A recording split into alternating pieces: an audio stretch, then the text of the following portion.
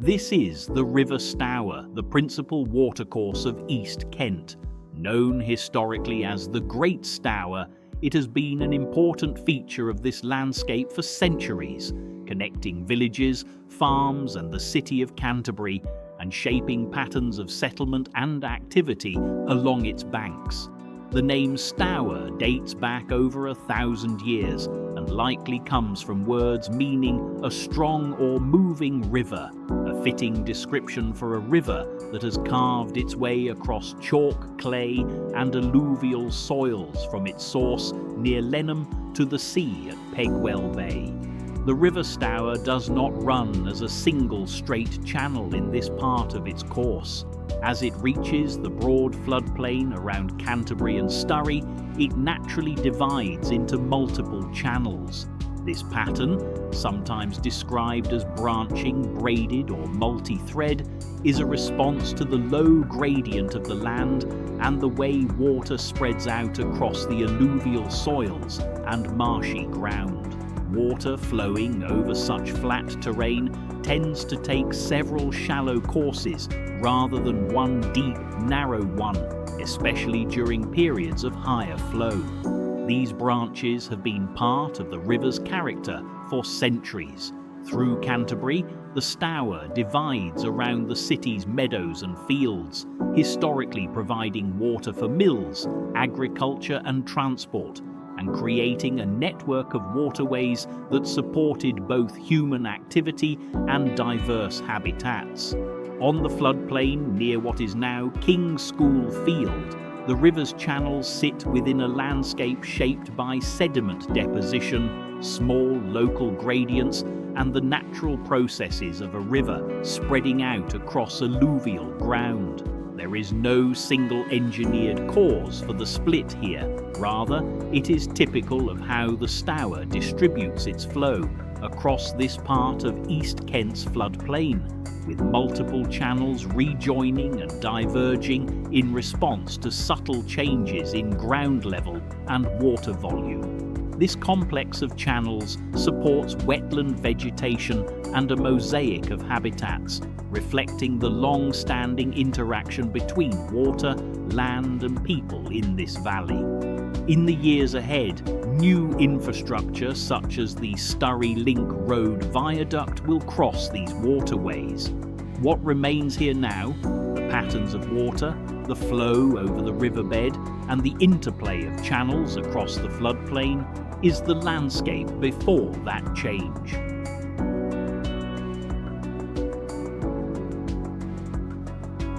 The fields north of the railway in Sturry have long been part of the region's agricultural landscape. Historically, this area has been used for arable farming and rough grassland, alongside areas of mixed plantation woodland. The land sits on the southern slope of the Stour Valley, rising gently to the north and differing from the low-lying floodplain of the Great Stour to the south. This variation in topography has shaped how the land has been used over time, with higher ground more suited to cultivation and lower ground more associated with pasture and wetlands. Archaeological assessments of the area indicate the potential for remains from a range of historical periods. Previous evaluations have identified evidence of meadowland and traces of medieval to post-medieval field systems, suggesting a long continuity of agricultural use in this part of Sturry. A network of public rights-of-way crosses these fields, reflecting their long-standing role in local movement and access across the landscape. Taken together, these features show a landscape that has been shaped over many centuries by a combination of natural landform, farming practices, and patterns of local use in a landscape that is now subject to proposed changes through new infrastructure. For a moment, we just step back and let the landscape speak. This stream threads quietly through the field, following a course that's existed long before any plans were drawn. It moves without urgency, shaping the land in subtle ways, season after season. From above, the scale becomes clearer. Open farmland, hedgerows marking old boundaries, public footpaths cutting a human line through an agricultural one. And down here, on the right of way, this is how most people experience it, at walking pace, mud underfoot, wind across open ground, a view that feels settled, familiar. In time, this space will change, but right now, it's still this: water, soil, sky, and the quiet rhythm of a working landscape. As our drone sweeps across these fields, the landscape begins to change, guiding us towards the edges of history. Ahead, along Shalloak Road, stands a building long left to the elements, an abandoned house whose story was unknown to us at the time of filming. Now, with feedback from the community and a closer look at the planning records, its significance becomes clearer. Marked in the local CPO documents for demolition as part of the Sturry Link Road project, this building is more than an empty structure. It's a reminder of the changes this area is about to undergo. As we approach, we'll uncover what makes this house noteworthy and why it has captured the attention of those following the project. Following our recent post about the abandoned house, Shelford, on Shalloak Road, a follower got in touch. The words that follow are theirs. Shelford Cottage was my childhood home. I grew up there with my parents and my brother John. It was a modest place, always damp, with only electric lights at first. Eventually, we had a single socket in the kitchen and an old black stove. My bedroom didn't even have a light. There was no bathroom, just an Elson toilet emptied by a lorry and a sewage tank that had to be cleared. The only heat came from a coal fire in the living room, and on the coldest nights, we relied on a paraffin heater. Winter 1963 was especially harsh. The pipes froze, leaving us without running water. We had to fetch water in buckets from a standpipe at Brett's farm. Despite all this, it was a loving home, always full of friends. We camped in the garden, kept chickens and grew vegetables. I remember thinking council houses were posher. They had bathrooms and we didn't even have a fridge, except for the ice that would form on the inside of our windows in winter. At the top of the hill, the Wood family ran a farm where they grew strawberries along the edge of our garden. Nearby was a brick shed where we would play, and further up was a pit office. Many people knew my family, and I don't mind that. I want the story of Shelford to be told accurately. There have been stories about the house.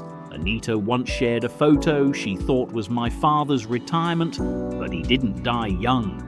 The photo was more likely from when he received a gold watch for long service at Brett's. There's also been talk of a suicide in the well, but that's not true. My father did find a body there, but stories have been confused over time. A local ghost story about a figure in white was probably just Dr. McIntosh arriving to deliver my brother. Life at Shelford wasn't easy, but we had freedom. I helped my mum with the washing, turning the handle on the mangle to squeeze out water. We would play along Broad Oak Hill, building soapbox carts from old pram wheels, and even driving an old van, though one day a handbrake stunt sent it rolling onto its roof. Evenings were spent by the fire, with my mum telling stories of her childhood and the bombings of Sturry during the war. Though we had few modern conveniences, our lives were rich in ways that matter most, full of family, friends and memories. Shelford Cottage, the brick shed and the surrounding fields were more than just buildings. They were the backdrop to a childhood full of adventure, resilience and freedom. As the last person alive who lived there, these are the memories I carry, and the story I want remembered. Shelford was more than just a house. It was a place of family, of childhood, of stories that live on. And now, as we rise above, we leave those walls behind, looking out over the fields and the wider landscape beyond. This is Shelford, remembered not just for the building itself, but for the life lived within it.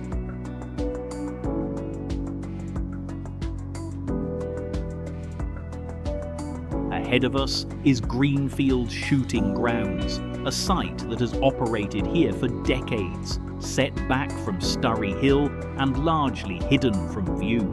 From the entrance sign, the driveway runs inward. The drone moves beyond the locked gates and into the main car park, ground that has long been used for clay shooting and associated facilities. Under the approved Sturry Link Road plans, this area sits within the safeguarded corridor for the new highway infrastructure. Today, it remains exactly as it has been, but this land is now formally designated for change, and this is the point where that change becomes real.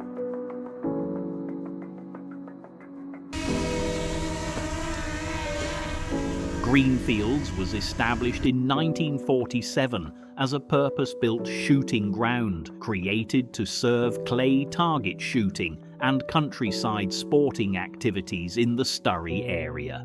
Positioned on elevated land above the village, the site was chosen for its natural contours and separation from dense residential development, factors that are important for both safety and containment in shooting ground design. Over the decades, it became a recognized local venue used for organized shoots, club events, and practice sessions.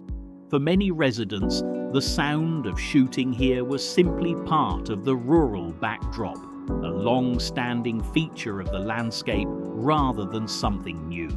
While much of the surrounding area has evolved, Greenfields itself has remained largely consistent in its core purpose.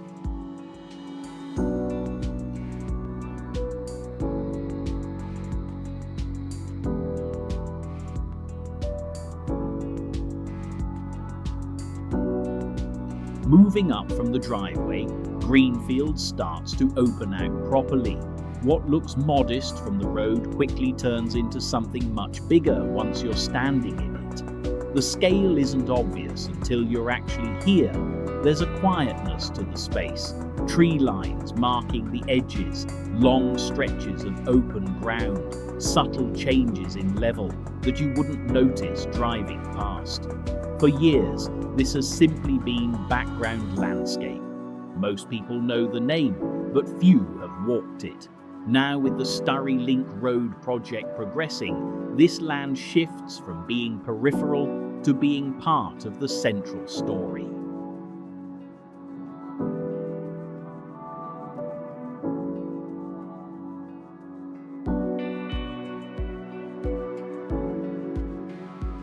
As the drone moves across this field, we're looking at the proposed location of the new roundabout on Sturry Hill. This section of open ground has been identified in the approved plans as the point where the new link road will tie into the existing road layout on the hill, formed specifically as a roundabout. At the moment, it's uninterrupted landscape, grass, gradual slopes and natural contours, but this space is planned to be reshaped, engineered into a circular traffic system designed to manage vehicle movement onto and off the new route.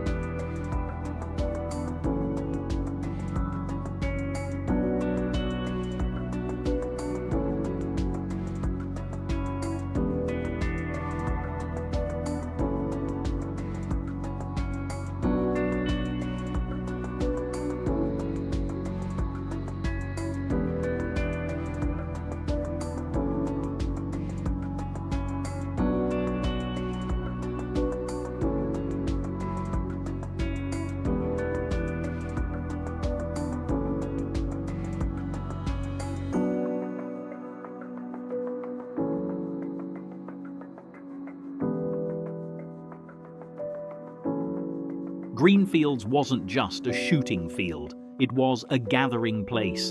The distinctive log cabin clubhouse, with its turf roof and panoramic views, welcomed guests for more than 2 decades.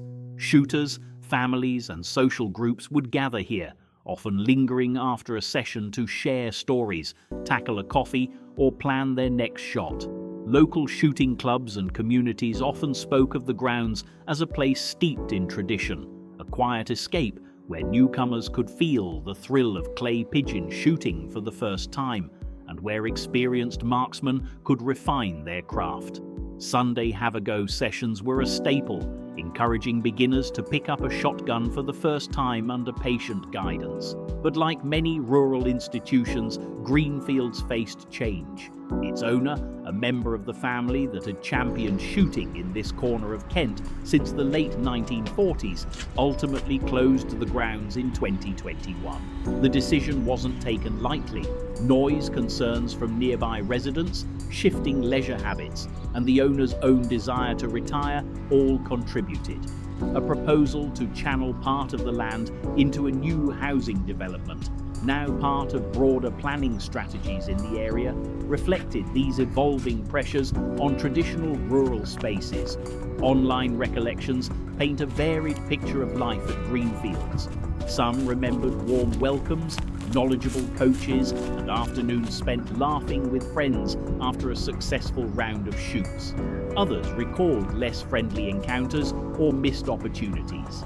These voices remind us that community spaces can be deeply personal, places tied to memories that are sometimes as complex as the people who experienced them.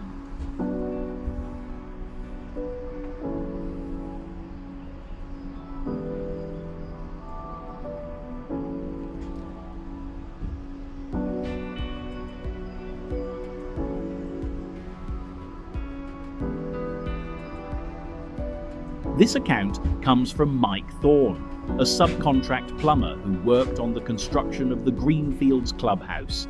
Mike was part of a plumbing team, operating as subcontractors at the time, carrying out first and second fix installations during the build.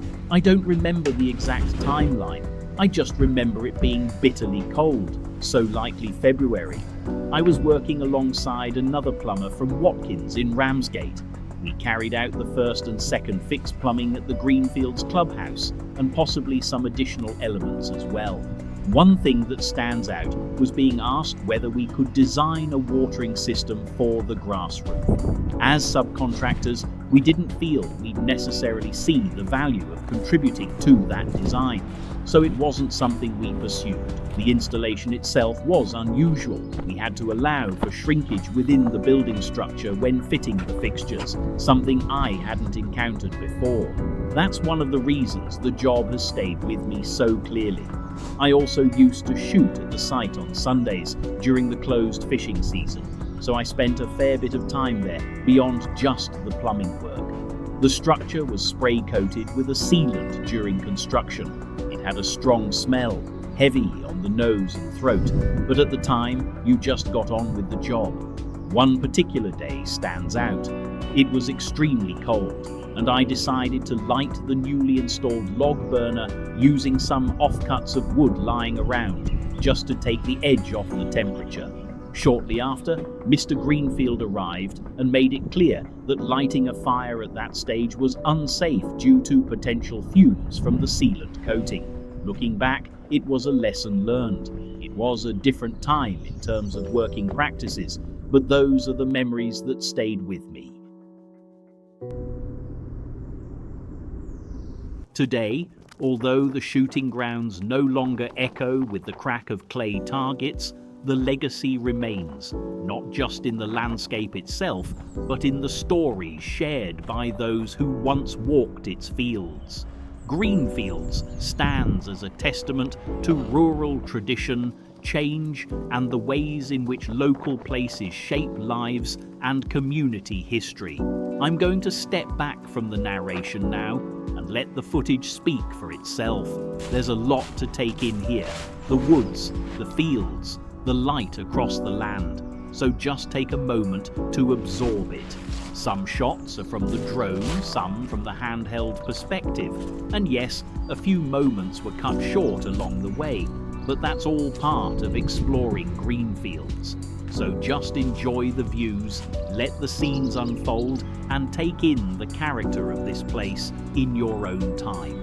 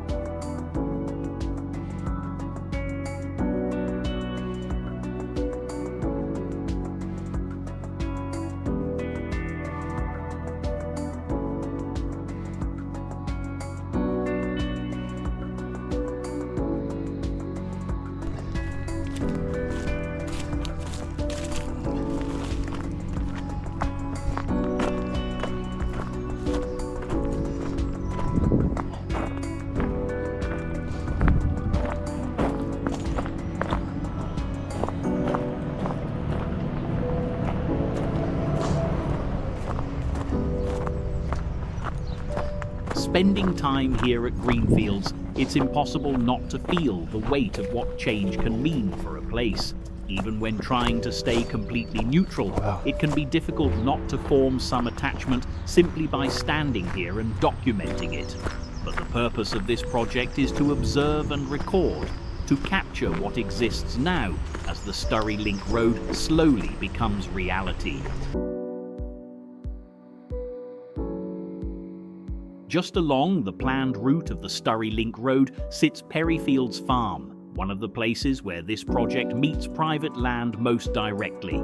During the planning and inquiry process, the owners of Perryfields Farm raised formal objections to the compulsory purchase of land needed for the scheme. Their concerns focused on how much land would be taken, how access to the farm would change, and the potential impact the new road could have on the surrounding property. By the time filming for this documentary began in January, much of the early site preparation had already taken place. The hedgerows that once bordered sections of the route had already been removed, so the earliest footage captured shows the site after these changes, including a muddy field where early work or site activity was taking place. Even so, Perryfields remains one of the clearest examples of how a major infrastructure project intersects directly with people's homes and working land.